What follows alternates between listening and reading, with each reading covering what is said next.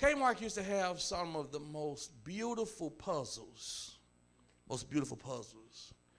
And on the outside of the puzzle box was a beautiful picture of the puzzle. You could just take the picture and put it on your wall because it was so beautiful. It was a complete, beautiful picture of the puzzle. But when you open the box, and when you got inside the box, you did not have a big picture of a completed puzzle. But you had all of these different sized pieces. Some ends were circle ends. Some ends were rectangular. Some ends, they were made in different type of angles. And so you're looking at all of these pieces. Some of the times it was so overwhelming because every piece had to be put in its proper place for you to get the picture of what you saw on the box. Go on ahead and preach, Pastor. They ain't going to say nothing. Just go ahead on. Just look at Jazz and preach. Okay, y'all might have 2 more minutes. Amen. So all of these pieces, and the job was to put all the pieces together so that you could get the big picture. Dreams are a lot like puzzles. When God gives us a dream or God gives us a vision, he doesn't give us the entire picture, but God gives us a snapshot. Or as one songwriter said, he don't give us all of it, but he give us a foretaste. Oh, come on, Pastor, talk anyway. And so we get a foretaste of the product. Now, and what you have to understand that it's what you see right then in the vision or what you see in the puzzle pieces, it's not what it will be right then. Come on, say amen, somebody. God does not give us everything scene by scene and plot by plot. And God does not give us every intimate detail. And he knows that there's going to be some highs and some lows and some mountains and some valleys and some ups and some downs. I wish I had 2 or 3 people and some ins or some outs. God knows there's going to be some rivers and some deserts. But he gives us just enough of the picture to get us to start putting the pieces in place. Come on, say amen, somebody. So I don't know about you, but even when we don't get everything, there is just something about the human mind and the human body. There's just something about God giving me a partial vision. God just giving me a portion of what I got come. It's just something like that provides fuel for my motivation. It encourages me. Come on, say amen, somebody. And the reason I get excited is that God, I haven't seen everything, but God has shown me enough to know that what I see right now partially, I will see ultimately if I put the pieces together. So I want to say to you all, it might take a long time. And what God has shown you might seem like 1,000,000 pieces. But if you have some P's in place, if you have some persistence and some patience, if you have persistence and patience in place, you'll find out that persistence and the patience and those P's will pave the way for you to create the picture of the final product. Preach, Pastor. That's what happened right here with Jay, brother Joseph. At the tender age of 17, somebody say 17. I mean, that boy wasn't even legal yet. Tender age of 17, God showed Joe a snapshot that one day, Joe, you're going to be the prime minister of Egypt. Now, when God showed you one day, he don't mean that day. Because some of y'all, see, first of all, you got to understand that David was anointed before he was. So just because God said one day, you don't just go up there and kick Saul off the throne. Because God said one day, but it ain't your day yet. Come on, say amen, somebody. So he said, David, God said, Joseph. He said, you're 17 now. He said, but one day, you're going to be prime minister of Egypt. I mean, you know you ain't going to be prime minister at no 17. Boy, you can't even vote. Come on, say amen, somebody. But in looking at Joseph's journey, you will see that there were a lot of jolts. And in the initial, when God told Joseph that, and I'm pretty sure Joseph like, go Joseph, it's your birthday, it's your birthday, it's your birthday, it's your birthday, it's your boom, doom, doom, doom, doom. I mean, that was a Black Panther movie, I'm sorry. But anyway, initially, it didn't look like all of it was coming together. Initially, it didn't look like it was custom and conveniently fit for Joseph. But eventually and ultimately, when God says something, it will happen. Because although the discussion starts way up in Genesis 35 chapters later, it came together. But when we backtrack between the dream and the destiny, come on, preach, Pastor, it was not a life filled with happy days. Once again, young folk, I have to kind of remember, I don't want to date us, because some of us start singing, happy days are here again. Some of y'all already know what happy days is.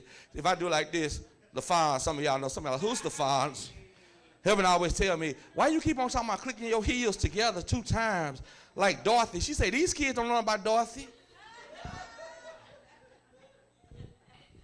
And some of them do, most of them don't know. But the old folk, when you say, when I think of home, I think of a place. You already, boy, you be on the yellow brick road. Come on, say amen, somebody. But anyway, when you look at the early days, it was not happy days.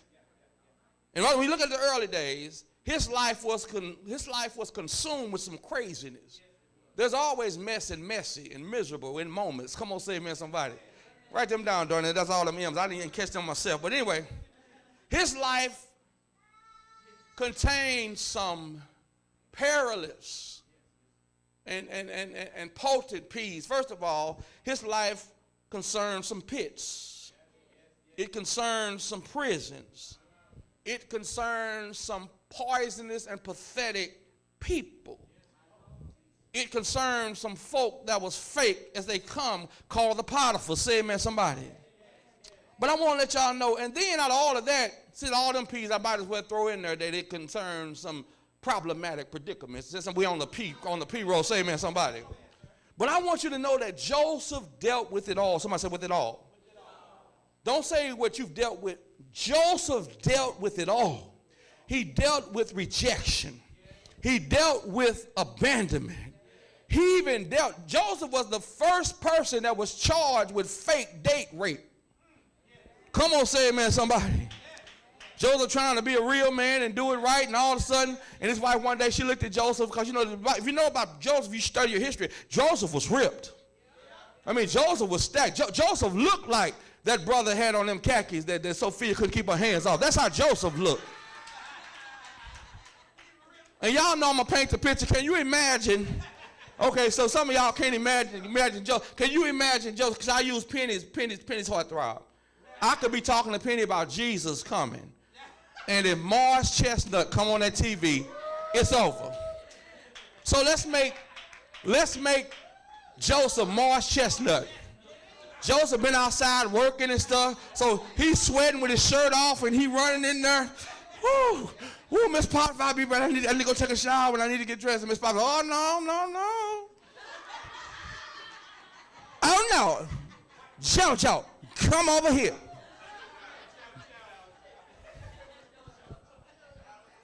And Joe did what every man in this church would have done. Joseph said, girl, you might look like Beyonce, but today ain't that day. Come on, say amen, somebody. Because you's married. And I wouldn't do that to Mr. Potiphar. So Joseph said, I'm sorry. He said, oh, no, Joseph, you coming.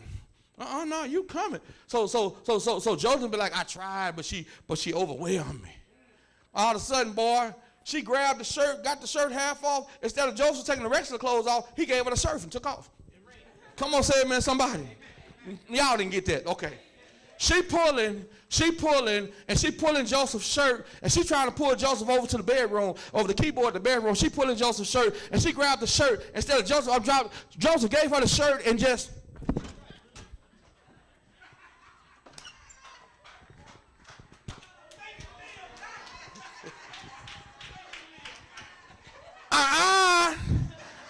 No, you didn't. Y'all know I'm crazy. Give me my shirt, girl. So, anyway, Michelle, now what Pastor running to? So anyway, he had went through all of that. He went through all of that. And sometimes you just got to do because you got to keep your eyes on the prize. So, Joseph has dealt with it all. But Joseph realized that I have to keep my mind on the big picture. Because the big picture has not been produced until all the pieces of the puzzle are in place.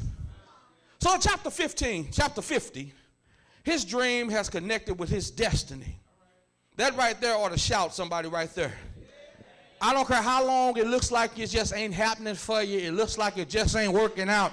I don't know who this is for, but I know it's for 2 or 3 people up in here. God says just to let you know, you just hang on there, because if God showed it to you, it ain't a if. It's a matter of the W-H-E-N of your inevitable W-I-N. It ain't a matter of if it will happen. It was just when it will happen and how you going to act when it happened. Preach, Pastor.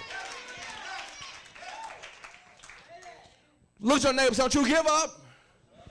Girl, don't you throw in that towel. If God gave you that dream, tell your neighbor it will come to pass. Tell somebody it ain't a matter of when, W-H-E-N, you'll get a W-I-N if you wait until the pieces are put in place. Say amen, somebody. Oh, yes, I ain't going to lie to you. It's going to take some time. There may be some ups and some downs. There will be some pits, some prisons. There will be some people and some problems. And there will even be some Potiphars. Talk to me, somebody. But if God said it and God spoke it over your life, you got to believe God. Tell somebody, I don't care who you believe. I believe God. You got to believe God. Tell somebody you've been believing the wrong person. So then we fast forward to chapter 50. And this is a surprise. Chapter 50, after everything they done to Joseph, threw him in the pit. Potiphar's wife lied. Went to prison. Chapter 50 is a surprise because Joseph is alive and well. And he alive and well. And then he looking to look out for his brothers. Now, check this out. Joseph been prime minister for 20 years. 20 years he been taking care of his family. And then there's another twist in the story. All of a sudden, his father, Jacob, dies. And when Daddy died, those brothers who had placed him in the pit, they got nervous. All over again. Chapter 50, Daddy had died and been buried. And they go back to, now Joseph already told him once before that, y'all ain't got to worry. It ain't like that. God been good to me. Y'all ain't worth me messing my good thing up. But Daddy was still breathing. And now Daddy then died. And when Daddy died and he's been buried, they go back to Jay and they say, hey, look, bro, Joe. And Daddy told us to tell you. How many of y'all know that? Maybe ain't none of y'all family, but how many of y'all know that in some folk, some kin folk will lie on dead folk? Where my real folk at? Where my real folk at? Y'all know I ain't lying. Okay, let me show. Okay, Joseph, we just won't say. See, what had happened was one time when it was just us and Daddy, And what he has said was, whenever somebody keep on saying what he has said,